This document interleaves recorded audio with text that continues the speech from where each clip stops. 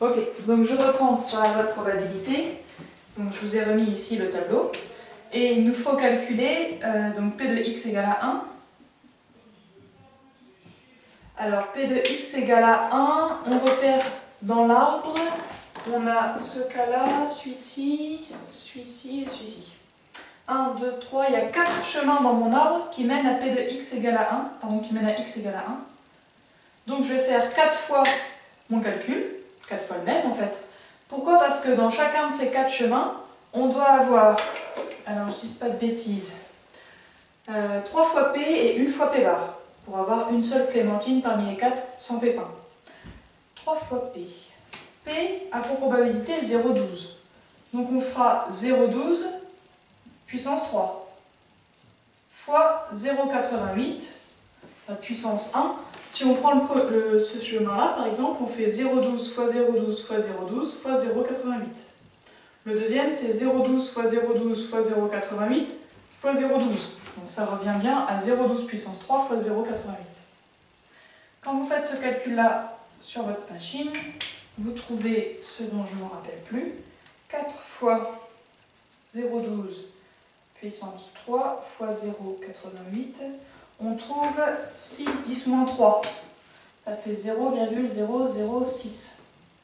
Pour x égale à 1. 0,006. P de x égale à 2. Je vais voir dans l'arbre à quoi ça correspond. X égale à 2. On a 1, 2, 3, 4, 5, 6 chemins qui mènent à x égale à 2. Donc 6 fois. Et pour avoir 2 clémentines sans pépin, ça veut dire qu'on a 2 clémentines avec pépin et 2 clémentines sans pépin. Ok? Il faut 2 fois P et 2 fois P bar. Donc là, je vais faire mon petit calcul. 6 fois 0,12 au carré fois 0,88 au carré. Et je trouve 0,067. J'arrondis. 0,067. Pour x égale à 2. Okay. Pour la dernière valeur, P de x égale à 3,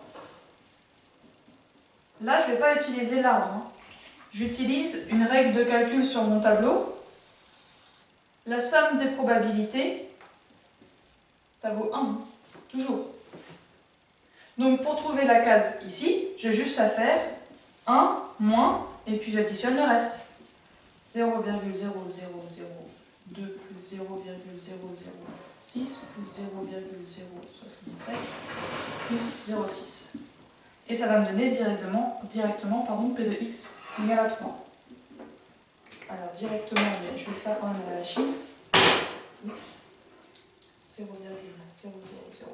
plus 0,6 plus 0,067 plus 0,6. Je trouve 0,3268. Désolée pour ces bruits de bricolage, je ne sais pas ce qu'il fait. Donc 0,3268. Voilà, on a fini la loi de probabilité. Donc c'est bien le cœur de l'exercice. Une dernière petite question.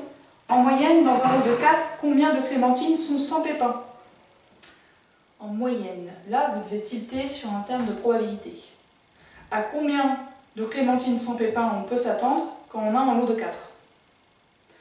Combien de clémentines sans pépins on peut espérer avoir sur un lot de 4? En fait, on cherche l'espérance ici. On cherche à calculer l'espérance de x. Rappelez-vous la formule.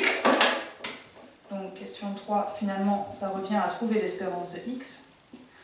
La formule, c'est on fait ça fois ça, plus ça fois ça, plus ça fois ça, plus ça fois ça, plus ça fois ça. Donc moi, je n'écris que le début du calcul. 0 fois 0,0002 plus 1 fois 0,006 plus, et puis je mets 3 petits points, et la fin du calcul, c'est 4 fois 0,6. Donc finalement, en valeur, je trouve, alors,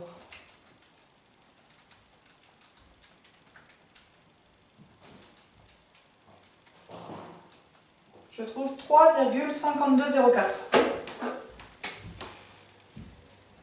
Environ 3,5.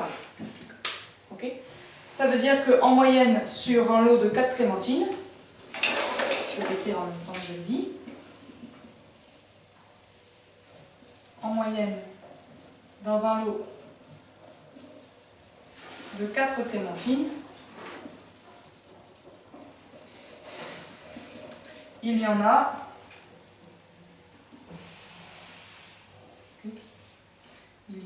3,5.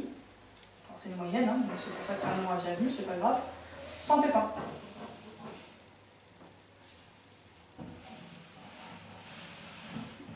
Alors, petite remarque, 3,5 clémentines sur 4 sans pépins, c'est beaucoup hein, comme proportion.